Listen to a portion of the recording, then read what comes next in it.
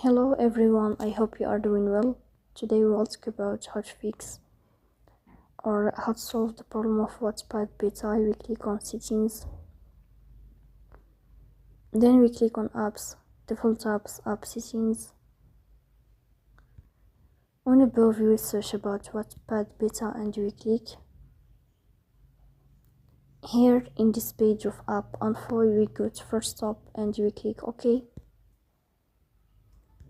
Then we'll enter to the window of storage.